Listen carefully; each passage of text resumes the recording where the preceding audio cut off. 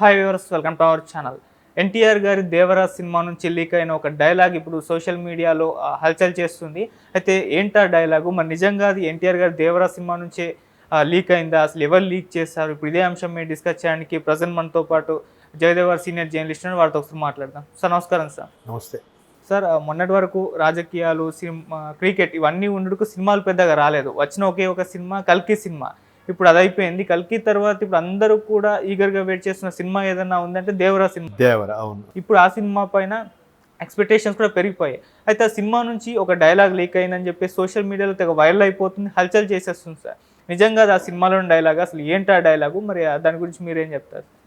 ఇది ఒక రకమైన మార్కెటింగ్ స్ట్రాటజీ, సినిమా కోసం, హైప్ కోసం వచ్చేది అయి ఉండొచ్చు. మీరు అన్నట్టు కల్కి అది కూడా మళ్ళీ 2 పార్ట్లు, దేవరా 2 పార్ట్లు, పుష్ప 2వ పార్ట్ రావాలి, బట్ కొన్ని అనివార్య కారణాలు డిసెంబర్కి వెళ్ళిపోయింది. మీరు అంటే ఇంకా మధ్యలో మాట్లాడుకున్నది ఇదొకటి, గేమ్ చేంజర్ ఒకటి ఉంది, చూడాలి. ఇంకా పవన్ కళ్యాణ్ గారంటే ఉప ముఖ్యమంత్రి కాబట్టి ఆయన సినిమాలు మరి ఎప్పుడు వస్తాయి అనేది బిగ్గెస్ట్ క్వశ్చనే, అది పక్కన పెట్టింది. అయితే ఇప్పుడు దేవరా ఎందుకు హాట్ టాపిక్ అవుతుంది అడుగడుగున అంటే, మొదటిది మీరు అన్నట్టు ఈ మధ్యకాలంలో రాజకీయాలు వాడి వేడిగా చర్చలు జరగడము, గవర్నమెంట్ కంప్లీట్గా గత ప్రభుత్వం కుప్పకూలిపోవడము, కూటమి ప్రభుత్వం బంపర్ మెజార్టీతో గెలవడము, తర్వాత ఈ కూటమికి సంబంధించిన వ్యక్తిగా, అంటే కూటమికి సంబంధించిన వ్యక్తి అంటే ఎన్టీఆర్ గారు కూడా చెప్పున్నారు, నేను తాతగారు పెట్టిన పార్టీ కాబట్టి కట్టి కాలే వరకు దానికే అంకితం అని. బట్ అటువంటి వ్యక్తి ఎన్టీఆర్ యూనివర్సిటీ పేరును వైఎస్ఆర్ యూనివర్సిటీగా పేరు మార్చినప్పుడు రెస్పాండ్ అవ్వలేదు. చంద్రబాబు నాయుడు గారు అరెస్ట్ అయినప్పుడు కూడా మరి లోపాయకారంగా ఫోన్ చేసి మాట్లాడారో ఏంటో నాకు తెలియదు, కానీ బయటికి అయితే ఎక్కడికి ఆ వార్త రాలేదు. బట్ రీసెంట్గా రేవంత్ రెడ్డి గారు ఒక క్లాజ్ పెట్టారు, సినిమాలకు సంబంధించి ఎవరైతే సెలబ్రిటీలు వాళ్ళ సినిమా అనుకుంటున్నారో వాళ్ళు ఒక సోషల్ ఎలిమెంట్కి సంబంధించిన ఒక వీడియో పోస్ట్ చేస్తే నెక్స్ట్ సినిమాకి వాళ్ళకి పర్మిషన్ ఇస్తాము అన్నట్టుగా, సంథింగ్ రిలీజ్కి యాక్సెప్టెన్స్ ఇస్తాము అని ఏదో ఒక చిన్న అమెండ్మెంట్ పెట్టినట్టున్నారు. దానికి సంబంధించి వెంటనే అది పెట్టిన తర్వాత ఎన్టీఆర్ గారు ఒక వీడియో లీక్ చేశారు సోషల్ ఎలిమెంట్కి సంబంధించి. సో అలా పెట్టబట్టే ఈయన వీడియో రిలీజ్ చేశాడా? ఇన్ని రోజులు వీడియో రిలీజ్ చేయని వ్యక్తి, ఎక్కడా చంద్రబాబు నాయుడు గారి గురించి కానీ పార్టీ గురించి కానీ మాట్లాడని వ్యక్తి ఇప్పుడు ఇలా మాట్లాడడం సినిమా కోసమైనా, మీకు సామాజిక బాధ్యతలు లేవా, కుటుంబపరమైన బాధ్యతలు లేవా అన్నట్టు కూడా మొన్న నెట్లో చాలా వైరల్ అయ్యి చూసాం.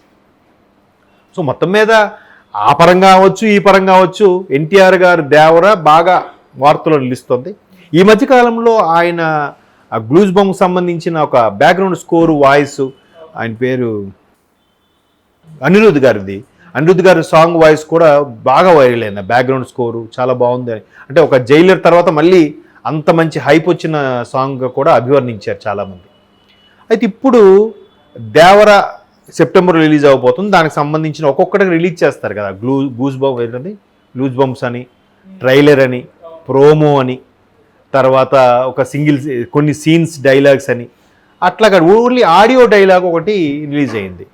మీకు ఊరు మెచ్చే మగాడు కావాలా, ఊరిని ఉరకెత్తిచ్చే మగాడు కావాలా, సంథింగ్ ఏదో గంగపుత్రుడు క్యారెక్టర్ ఏదో అంటే కదా. సో సముద్రం ఉప్పొంగించే మగాడు కావాలా, ఊరు మెచ్చే మగాడు కావాలా అన్నట్టుగా ఏదో ఒక ఆడియో వచ్చింది. అది విన్నాను, జస్ట్ అది ఎక్కడ చూడలేదు నేను.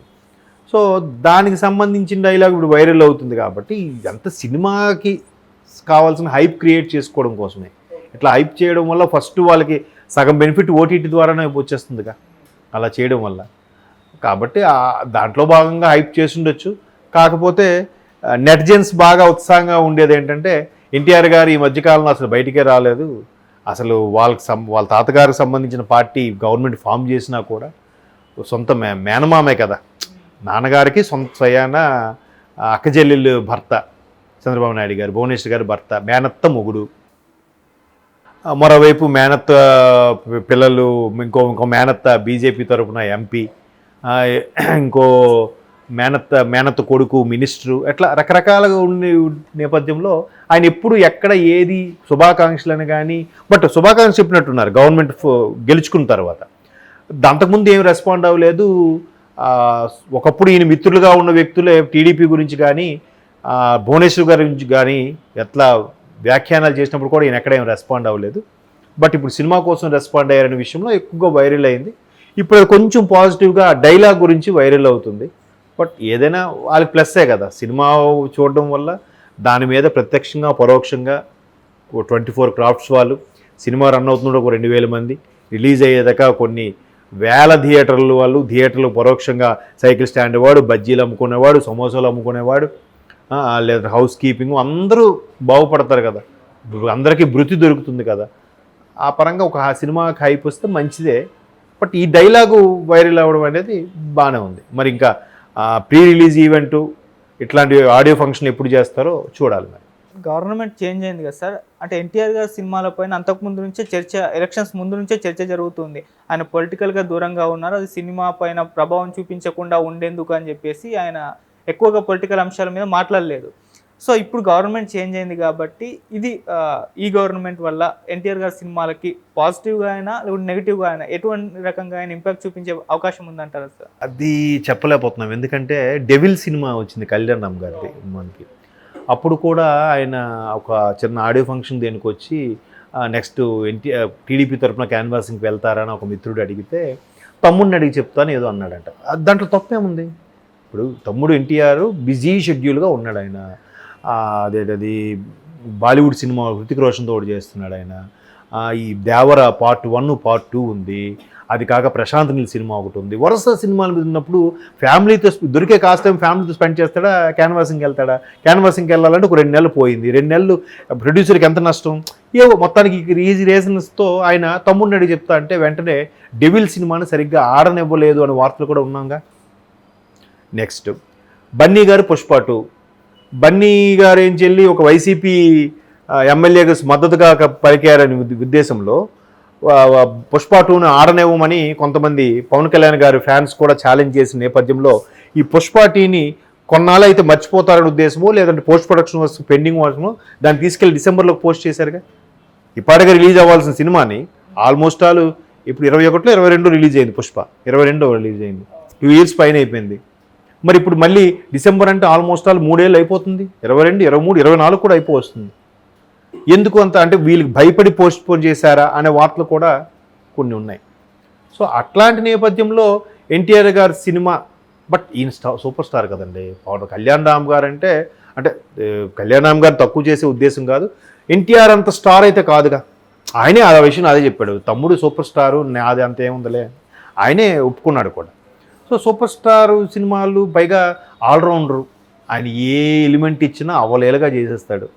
అది ఆఖరికి అసలు చాలామంది కోన వెంకట గారు ఒకసారి చెప్పారు, అసలు బ్రాహ్మణుడు సద్బ్రాహ్మణుడు గెటప్ అది ఎట్లా చేయగలడు అనుకున్నాం, అది కూడా చించి పడేశాడు ఆయన. అదుర్సు ఎక్స్ట్రాడినరీగా ఉంటుంది కదా పంతులు క్యారెక్టర్. సో అట్లాంటి చేసినప్పుడు ఇంకా రౌద్రం, కోపం, ఇంకా మాస్ ఎలిమెంట్స్ అంటే ఇంకా చెప్పక్కర్లేదు ఎన్టీఆర్కి. కాబట్టి ఆ ఇమేజ్ పరంగా ఎన్టీఆర్ స్టార్ ఇమేజ్ పరంగా కూడా డ్యాన్సులు బాగా చేస్తారు.